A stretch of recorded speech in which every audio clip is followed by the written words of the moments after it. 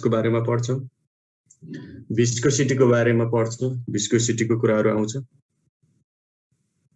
भिस्कोसिटीको कुराको बारेमा पढ्छौं। यसमा जति पनि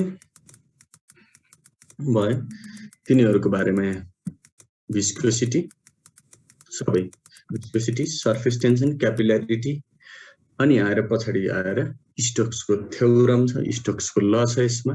अनि साथसाथै फेरि बर्नलिस थ्योरम भनेर इम्पोर्टेन्ट डेरिभेसन छन् दुई तीनवटा, तिनीहरुको बारेमा पढ्छौं फ्लुइड स्ट्याटिस्टिक्समा। त्यही कुराहरु हुन् यसमा है। हेर्यो भने फ्लुइड स्ट्याटिस्टिक्स नेचरको कुरा अनि अपथ्रस्ट बुयन्सी पनि भन्छ, बुयन्सी अर्थात अपथ्रस्ट पनि भन्छ। सरफेस टेन्सनको थ्योरीको कुरा छ, सरफेस इनर्जी लिक्विडको सरफेसमा लाग्ने इनर्जीको कुरा छ। क्यापिल्यारिटी भन्छ, यो लिक्विडले देखाउने राइज हुने, लिक्विड राइज हुने क्यापिल्यारिटी एक्सनको कुराहरु गर्छौं। अनि न्युटन्सको फर्मुला छ भिस्कोसिटीको लागि, त्यो कुरा गर्छु। कोएफिसिएन्ट अफ भिस्कोसिटी भने के हो तिनी कुराहरु आउँछन्। साथसाथै पोइजली फर्मुला र त्यसको एप्लिकेसन, स्टोक्स ल त्यसको एप्लिकेसन, इक्वेसन अफ कन्टिन्युटी त्यसको एप्लिकेसन अनि बर्नलिसको इक्वेसन छ त्यसको एप्लिकेसन।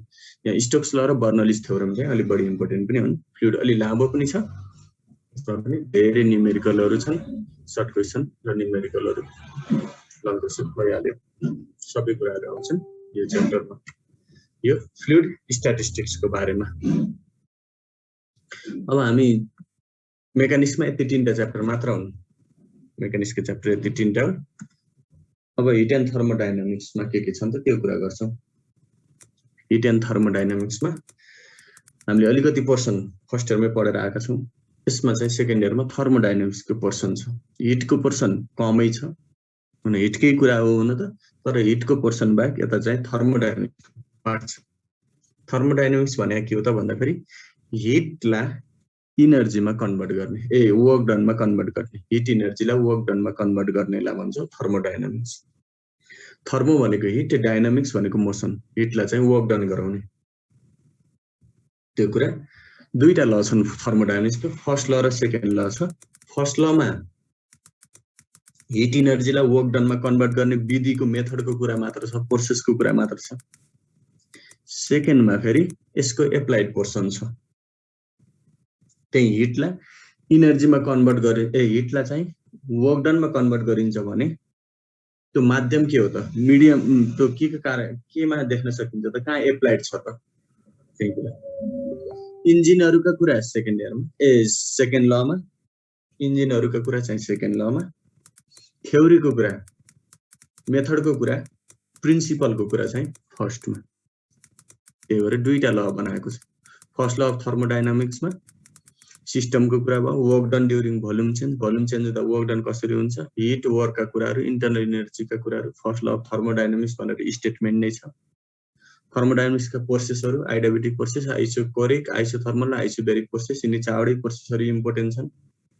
अनि साथसाथै हिट क्यापेसिटी, आइडल ग्यासका प्यारामिटर्सहरु छन्, तिनीहरुको रिलेसन, तिनीहरुको बारेमा छ यो।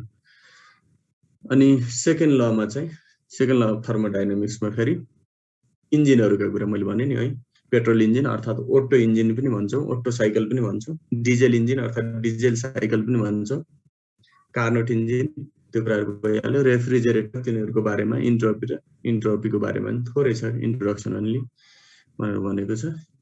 यो हो दुईटा हिटको chapter, first law of thermodynamics र सेकेन्ड ल अफ थर्मोडायनामिक्स मात्र छ हिटको पोर्सनमा। दुईटा च्याप्टर मात्र छन्, मेकानिक्सका तीनटा, हिटका दुईटा, पाँचवटा च्याप्टर भयो टोटलमा। वेव्स एन्ड अप्टिक्स, वेव्सको पोर्सन छ यहाँ सुरुमा। सुरुको च्याप्टर हो वेभको, वेभ मोसन, जहाँ हामीले इन्ट्रोडक्सन पार्ट पढ्ने। वेभ सम्बन्धी, वेभ भने के हो, कति प्रकारका छन्, स्टेशनरी वेभ भने के हो, प्रोग्रेसिभ वेभ भने के हो, ट्रान्सभर्स वेभ भने के हो, लङ्गिट्युडनल वेभ्स भने के हो, मेकानिकल वेभ्स भने के हो, इलेक्ट्रोम्याग्नेटिक वेभ्स भने के हो। अनि यही च्याप्टरबाट सुरु हुन्छ साउन्डका कुरा। साउन्ड पनि वेभ हो। साउन्ड वेभ हो भने साउन्डको भेलोसिटी, अहिले म बोलिरहेको साउन्ड कति भेलोसिटीले हिँडिरहेको छ त्यो निकालेको, ल्याप्लेसले दिएको त थ्योरी, जसलाई हामीले ल्याप्लेस करेक्सन भन्छौं, ल्याप्लेसले निकालेको लाई साउन्ड हिँड्यो भने साउन्ड हिँड्यो भने 332 मिटर पर सेकेन्डले हिँड्छ। त्यो निकालेको ल्याप्लेसले, त्यो ल्याप्लेस करेक्सन भन्ने छ, त्यसको बारेमा पनि पढ्छ। अलि इम्पोर्टेन्ट क्वेसन पनि हो।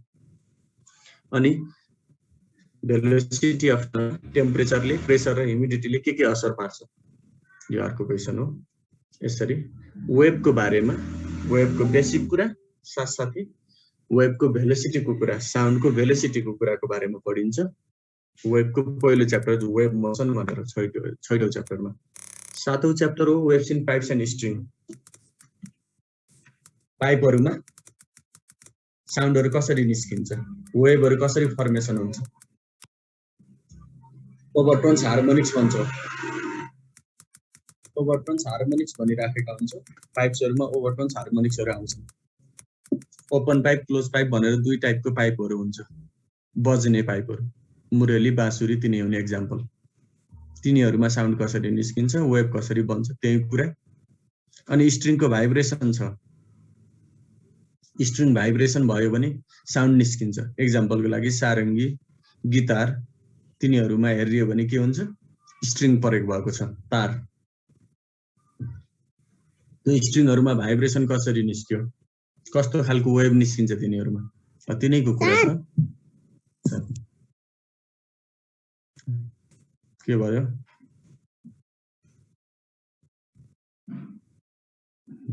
भाइ बहिनीलाई नपढाउने है। 7 मा waves in pipes and strings भयो।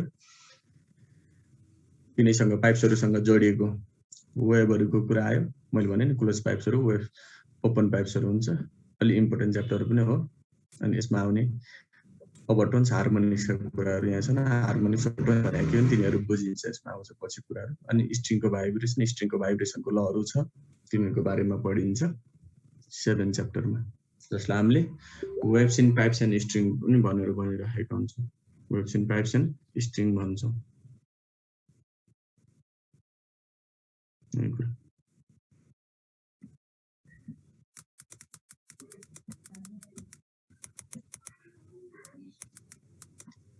त्यसपछि 8औं च्याप्टर एक्वेस्टिक फेनोमेना भन्छौँ। एक्वेस्टिक फेनोमेना भन्छौँ। यो च्याप्टरमा साउन्ड सम्बन्धी क्यारेक्टरिस्टिक्स, म्युजिकल साउन्डका क्यारेक्टरिस्टिक्स, म्युजिकको क्यारेक्टरिस्टिक्स भने पनि हुन्छ, तिनीहरुको बारेमा छ। अनि साउन्ड वेभलाई प्रेसर वेभ्स किन भनिन्छ त्यसको कुराहरु छ। अनि इम्पोर्टेन्ट आएर यसमा डोप्लर इफेक्ट भनेर एउटा फेनोमेना छ, त्यसको बारेमा पनि पढिन्छ।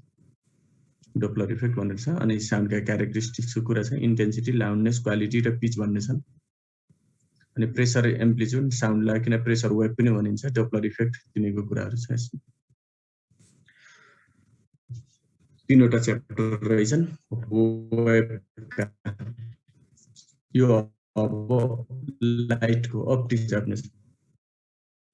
लाइट भन्ने कस्तो खालको वेभ हो, लाइटलाई मिडियम चाहिन्छ कि चाहिँदैन हिँड्न, लाइटको रिफ्र्याक्सन रिफ्लेक्सनका कुरा, थ्योरी, वेभ थ्योरीबाट हाइजिन्सको प्रिन्सिपल भन्ने छ यसमा, त्यसैको आधारमा पढिन्छ यो च्याप्टर। हाइजिन्सको प्रिन्सिपल, रिफ्लेक्सन र रिफ्र्याक्सन थ्योरी युज गरेर, वेभ थ्योरी युज गरेर फर्स्ट इयरमा रेहरु काटेर गरियो। लाइट सिधा सिधा रे बनाउँदै गर्दै गर्यो। अब वेभ थ्योरीको आधारमा पढ्ने हो यहाँ पहिलो च्याप्टर। लाइटको दोस्रो च्याप्टर हो इन्टरफेरेन्स। हामीले लाइट जुदाउने कुरा गर्छौँ यहाँ। जुदाएर लाइट जुदाइयो भने कस्तो प्याटर्न देखिन्छ, कुनै दुईवटा लाइटहरु जुद्यो भने कस्तो प्याटर्न आउँछ त, यो इन्टरफेरेन्सको बारेमा पढ्छौँ। अनि एउटा यङ्स डबल स्लिट एक्सपेरिमेन्ट साइन्टिस्टले एउटा एक्सपेरिमेन्ट गरेको छ, त्यो अलि इम्पोर्टेन्ट पनि छ, त्यही कुरा भयो यसमा। अनि डिफ्र्याक्सन, कुनै अब्स्ट्याकलमा लाइट ठोक्कियो भने बाङ्गेर जान्छ, लाइट टाढा फिजारिन्छ। जस्तै टर्च लाइट मैले नजिकै बाल्यो भने सानो फोक्को पर्छ रातिमा, तर एकदमै टाढा बाल्यो भने फोक्को ठुलो हुँदै जान्छ। स्पोट चाहिँ लाइटको स्पोट चाहिँ ठुलो हुँदै जान्छ, त्यो डिफ्र्याक्सन हो, बाङ्गिने जाने, डेभिएट हुने अब्स्ट्याकलमा ठोक्केर। यो प्रक्रियालाई भन्छौँ डिफ्र्याक्सन। यो डिफ्र्याक्सनको बारेमा पढ्छौँ। लाइटको तेस्रो च्याप्टर हो। यहाँ मैले भने नि diffraction pattern of image, diffraction grating, resolving power of optical इन्स्ट्रुमेन्टहरू, यिनीहरूको कुराहरू आउँछ यसमा। यसमा पनि सिंगल स्लिट एक्सपेरिमेन्ट छ, माथि डबल स्लिट एक्सपेरिमेन्ट, यसमा सिंगल स्लिट एक्सपेरिमेन्ट छ। यसको बारेमा पढ्छौँ डिफ्र्याक्सन। पोलराइजेसन यो लाइटको अप्टिक्सको लास्ट च्याप्टर हो, लाइटको अन्तिम च्याप्टर हो, जहाँ हामीले कुनै लाइट रोक्न सक्ने, रोक्दिने, यसलाई छेक्ने, लाइटलाई पास हुन नदिने, कुनै चरबाट पठाउँदा सबै खालको भाइब्रेसन जान नदिने, अनि लाइट ट्रान्सभर्स नेचरको हुन्छ कि लङ्गिट्युडनल नेचर हुन्छ, लाइट वेभ ट्रान्सभर्स नेचर हुन्छ कि लङ्गिट्युडनल वेभ नेचरको हुन्छ, त्यसको बारेमा पनि आउँछ यसमा पोलराइजेसनमा। यसमा एउटा इम्पोर्टेन्ट ल छ, ब्रिस्टर्स ल भन्ने छ, ब्रिस्टर्स भन्ने साइन्टिस्टले एउटा एक्सपेरिमेन्ट गरेको छ, त्यसको बारेमा पनि पढ्छौँ पोलराइजेसन। यसरी यतिसम्म भयो वेभ्स एन्ड अप्टिक्सका कुरा। वेभमा 3वटा च्याप्टर, अप्टिक्समा 4वटा च्याप्टर, यसरी 13औं नम्बर च्याप्टरसम्म आइयो। इलेक्ट्रिसिटी एन्ड म्याग्नेटिजम अलि इम्पोर्टेन्ट च्याप्टर, अनि अलि गाह्रो पनि च्याप्टर, अलि गाह्रो पनि छ यो च्याप्टर। यसको अलिकति कुरा फर्स्ट इयरमा पढेर आएको छु, डिसी पढेर आएको, अब डिसी छैन यहाँ सेकेन्ड इयरमा, डिसी फर्स्ट इयरमै पढेर आइसकेको छ। यसको बारेमा पहिले नै पढिसकेको छु।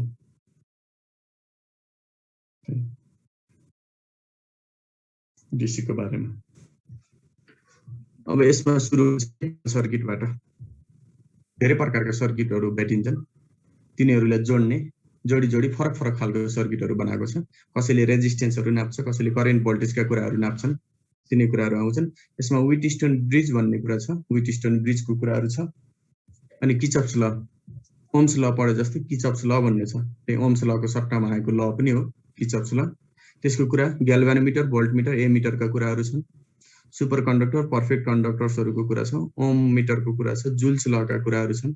जुल्स लको स्टेटमेन्ट मात्र पढेर आएको थियौँ, यहाँ भेरिफिकेसन पनि छ, धेरै कुराहरू छन् यसमा। इलेक्ट्रिकल सर्किट अर्को थर्मोइलेक्ट्रिक इफेक्ट, थर्मोइलेक्ट्रिक इफेक्ट भन्छौँ, जहाँ हिट प्रयोग गरेर इलेक्ट्रिसिटी निकाल्ने, जहाँ हिट प्रयोग गरेर इलेक्ट्रिसिटी निकाल्ने त्यो च्याप्टर हो। जहाँ हिट प्रयोग गरेर इलेक्ट्रिसिटी निकाल्ने, यो विधि निकालेको सिबेक भन्ने साइन्टिस्टले, सिबेक भन्ने साइन्टिस्टको एउटा थ्योरी छ, एउटा कुरा गर्छौँ यो च्याप्टरमा, अरू कुरा छैन त्यति धेरै, त्यही भइहाल्यो। सिबेक इफेक्ट भनेर भन्छ, फिल्टर इफेक्ट यो सानो डेफिनेसन मात्र, अनि थर्मोइलेक्ट्रिक इफेक्ट विथ टेम्परेचर भनेर भनेको छ। यसमा हामीले हिट प्रयोग गरेर इलेक्ट्रिसिटी निकाल्ने। म्याग्नेटिक फिल्ड आयो, यसमा म्याग्नेटिक फिल्डका कुराहरू छन्, धेरै कुराहरू, लामो च्याप्टर पनि, अलि गाह्रो च्याप्टर पनि, अलि इम्पोर्टेन्ट च्याप्टर हो अलि बढी। यसमा बायट-सावर्ट ल, एम्पियर्स ल, तिनी कुराहरू आउँछन्। म्याग्नेटिक फिल्ड, म्याग्नेटिक फ्लक्सका कुराहरू, अरेस्टेड भन्ने त्यसको एउटा साइन्टिस्ट छ, त्यसको एक्सपेरिमेन्टको कुरा, अलि लामो च्याप्टर पनि हो। यसमा लगभग 10-11 लङ क्वेसन छन्, अनि अलि बढी इम्पोर्टेन्ट छ, एउटा क्वेसन लगभग लङ क्वेसन छोड्दैन आइरहेको छ। एम्पियर्स ल र बायट-सावर्ट लको कुराहरू आउँछन् यसमा। अर्को म्याग्नेटिक प्रोपर्टिज अफ मेटेरियल, अलि छोटो च्याप्टर म्याग्नेटिजमको। यसमा हामीले त्यो म्याग्नेटिक सब्सटेन्सको बारेमा पढ्छौँ। तीन टाइपका हुन्छन्, डाया, पारा र फेरो, तिनी सब्सटेन्सहरूको बारेमा पढ्छौँ। अनि म्याग्नेटिक फ्लक्सका कुराहरू, ससेप्टिबिलिटी, पर्मिएबिलिटी, हिस्टेरेसिस भने के हुन्, तिनी कुराहरू आउँछन्। अलि छोटो च्याप्टर हो, त्यति धेरै कुरा छैनन् यसमा। अर्को च्याप्टर इलेक्ट्रोम्याग्नेटिक इन्डक्सन, जहाँ म्याग्नेटिक फिल्ड युज गरेर करेन्ट निकाल्ने, म्याग्नेटिक फिल्ड युज गरेर करेन्ट निकाल्ने, यो हुन्छ पावर स्टेसनतिर हुने, पावर स्टेसनमा हुने इलेक्ट्रोम्याग्नेटिक इन्डक्सन, जहाँ हामीले म्याग्नेटिक फिल्ड युज गरेर चुम्बकहरू प्रयोग गरेर इलेक्ट्रिसिटी निकाल्ने। फ्राडेको ल आउँछ यसमा, फ्राडेले निकालेको त्यो विधि। अहिले हाम्रो पावर स्टेसनबाट यहाँ घरसम्म बिजुली आएको छ, यही इलेक्ट्रोम्याग्नेटिक इन्डक्सनको आधारमा। यो कसले निकालेको, फ्राडेले लले निकालेको। अनि एसी जेनेरेटरको कुरा गर्छौँ, त्यही पावर स्टेसनको जेनेरेटरको कुरा, एसी मोटरको कुरा गर्छौँ। ट्रान्सफर्मरको कुरा गर्छ, self induction, mutual inductance, energy, कोइलमा इनर्जी कति बस्छ त्यो इनर्जीको कुरा गर्छ, त्यति कुरा आउँछ यसमा। एसी करेन्टको बारेमा पढ्छौँ, बिल्कुलै नयाँ, यसमा धेरै कुराहरू छन्, फरक लाग्छ, अलिक भिन्न खालको छ। डीसी करेन्ट फर्स्ट इयरमा पढ्यो, एसी करेन्ट सेकेन्ड इयरमा, अल्टरनेटिङ करेन्ट भनेर एसी करेन्ट हो, यो सेकेन्ड इयरमा पढ्छ। यसमा पनि एसी को पावरको कुराहरू छन्, एसी का सर्किटका कुराहरू छन्, एसी सर्किटको कुरा भइहाल्यो, एसीमा हामीले रिजोनेन्सका कुराहरू पढ्छौँ, एसी रिजोनेन्स पनि के हो तिनी कुराहरू छन् 19 मा। अब मोडर्न फिजिक्सको पार्ट, लास्टतिरको पार्ट, जसमा हामीले पहिलो च्याप्टर फोटोन इलेक्ट्रोन्सको बारेमा पढ्छौँ। इलेक्ट्रोनको डिस्कभरी, इलेक्ट्रोन कहाँबाट बन्यो, कसरी आयो इलेक्ट्रोन, तिनी कुराहरूदेखि लिएर मिलिकान्स र जे थम्सन भन्ने यहाँ दुईटा एक्सपेरिमेन्ट छन्। मिलिकान्स ओइल ड्रप एक्सपेरिमेन्ट भन्ने छ र तल गएर थम्सन एक्सपेरिमेन्ट भन्ने छ। यिनी दुईटा एकदमै इम्पोर्टेन्ट क्वेसन है, यो बढी इम्पोर्टेन्ट च्याप्टर हो मोडर्नको। अनि फोटोनमा एउटा मात्र लङ क्वेसन छ, आइन्स्टाइनको फोटो इलेक्ट्रिक इक्वेसन, आइन्स्टाइनको फोटो इलेक्ट्रिक इक्वेसन छ, अनि यसको बारेमा कुरा गर्छौँ। यो दुईटा च्याप्टर इलेक्ट्रोन्स अनि फोटोन पहिला एउटै च्याप्टर बनाएको थियो, अहिले छुट्टा छुट्टै दुईटा च्याप्टर बनाएको छ, अलि धेरै इम्पोर्टेन्ट हुन् यिनी दुईटा च्याप्टर मोडर्नमा। सेमिकन्डक्टरको बारेमा थोरै डेफिनेसनको पार्ट चाहिँ पढेर आएको थियौँ। अब सेमिकन्डक्टर कहाँ प्रयोग हुन्छ, डायोड बनाउँछौँ, त्यो डायोडले के काम गर्छ, तिनै कुराहरू छन्। अनि गेट्सहरूका कुरा छन्, लजिक गेट्स भनेर, गेट 5 प्रकारका, गेट्स भनेको सर्किट हो है, लजिक सर्किट भनेको हुन्छ, लजिक गेट्स भनिनुहुन्छ, नट, अर, एन्ड, न्यान्ड र नर गेट भनेर 5वटा गेटहरू छन्, यिनीहरूको बारेमा पढ्छौँ। सेमिकन्डक्टर न्युमेरिकल हुँदैन, लङ क्वेसन मात्र हुन्छ, लङ क्वेसन र सर्ट क्वेसन मात्र सेमिकन्डक्टरमा।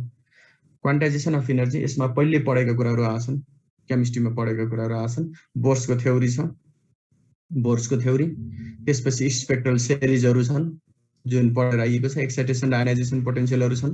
तिमीहरुले बाहिर के कुरा गर्दा म्युटमा गर्नुपर्छ है। अनसर्टेनिटी, हेजनबर्गको अनसर्टेनिटी प्रिन्सिपल छ, याक्स रेज अनि याक्स रेजको युज, प्रोडक्सन, याक्स रे डिफ्र्याक्सन अनि याक्स रेसँग जोडिएको एउटा एप्लिकेसन छ, ब्र्याक्स ल भन्ने छ, त्यसको बारेमा पढिन्छ। रेडियोएक्टिभ एन्ड न्युक्लियर रिएक्सन भन्ने छ, न्युक्लियर फिजिक्ससम्म पढेका छौँ, न्युक्लियर फिजिक्स सँगै लगतै जोडिएको छ, जहाँ हामीले अल्फा बिटाका गामाहरूका कुरा गर्छौँ, अल्फा बिटा गामा रेजहरूका कुरा गर्छौँ। युरेनियम कसरी युरेनियमबाट मिन लाइफ र डिके कन्स्टेन्ट भन्ने भइहाल्यो। अनि कति रेडिएसन निस्क्यो, कति अल्फा बिटा गामा निस्क्यो भनेर मेजर गरिदिने डिभाइस छ, जर्जियर मुलर ट्युब भन्छ, जिएम काउन्टर पनि भन्छ, ट्युब नभनेर काउन्टर पनि भनिराखेको हुन्छ, त्यसको बारेमा पढ्छौँ। कार्बन डेटिङ छ, पुरातात्विक अनि एकदमै पुरानो चिजहरू छन् भने, पुरानो कुनै कङ्कालहरू भेट्यो, हड्डीहरू भेट्यो भने त्यसको पनि हामीले एज निकाल्न सकिन्छ, जुन कार्बन डेटिङ, त्यसको बारेमा पढ्छौँ। अनि न्युक्लियर रेडिएसन, पोसिबल हेल्थ हेजार्डहरू, हामीले रेडिएसनहरू प्रयोग गर्दाखेरि के असर पार्छ हाम्रो शरीरमा, त्यसको कुराहरू छन् यहाँ सबै।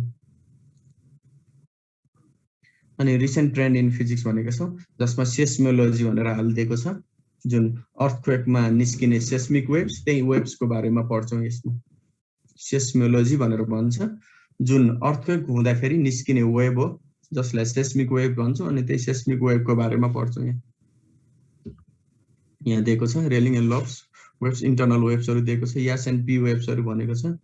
अनि गोर्खामा गएको त्यो अर्थक्वेक 2015 मा गएको, गोर्खामा गएको त्यो अर्थक्वेक जुन बारपाकमा गएको थियो, इपी सेन्टर बारपाकमा परेको थियो, त्यही इपी सेन्टर सँगैको अर्थक्वेकको प्याटर्न कस्तो खालको वेभ निस्केको थियो त्यसको डिस्क्रिप्सन छ थोरै,